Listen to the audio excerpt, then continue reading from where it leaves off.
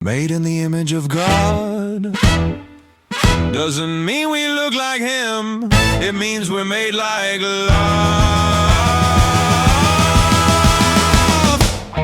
God is love, so hear this clean. He didn't make us out of need.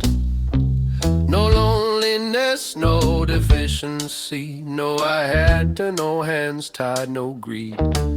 He wasn't bored in the dark with nothing to do. He wasn't missing some other to complete his view. He is fullness, he is life, he is gift, he is light. And love wills the good of another for the other's sake, right? So creation isn't God filling a hole. It's love making room, love giving soul. Not because he had to, but because that's what love does. It pours out good, it opens wide, it welcomes us.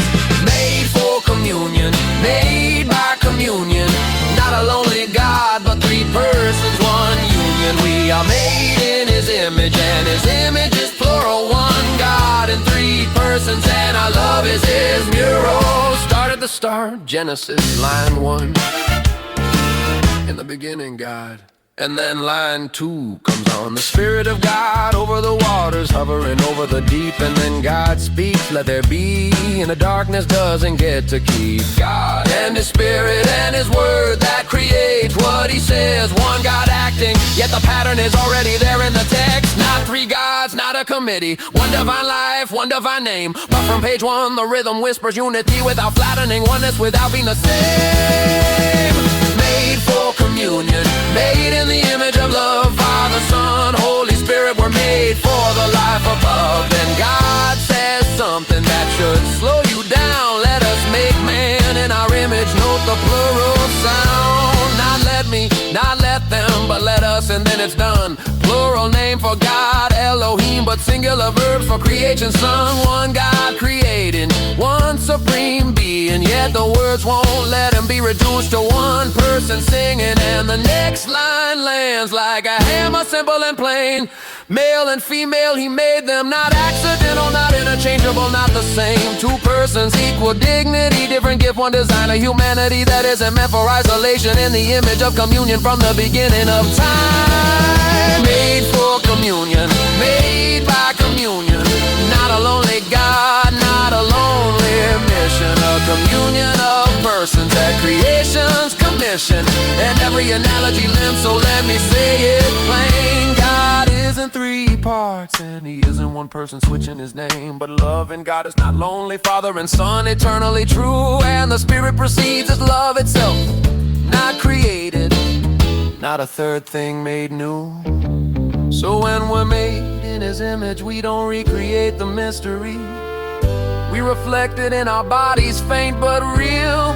Love is communion from the first page of history. And true communion is life open, meant to bear fruit, meant to reveal. And the two become one, not a metaphor but base reality. One flesh, one covenant, a sacred bond that anchors human dignity. And from that one flesh communion, life can proceed, gift from above. Not because God's life is biology, but because the symbol of our beings teach us something about love. Made for communion, made in the image of love. Father, Son, Holy Spirit, we're made for the life above. Now hear this with charity, no cruelty, no sneer. Every person bears God's image, fully always here. But not every union can be a marriage, because signs have a shape that are true.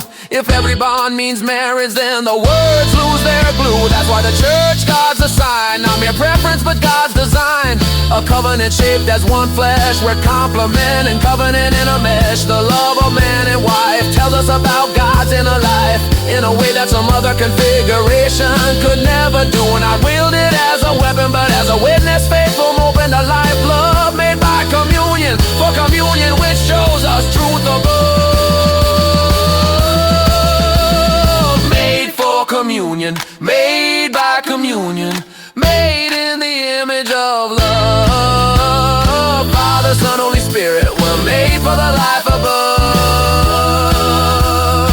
The Trinity isn't a late chapter, it's the first heartbeat of the story. And you were made not to be alone, but to share in love's glory.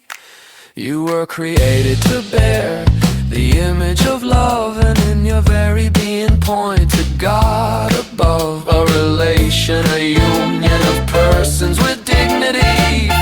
Son, and proceeding Spirit, the blessed Trinity.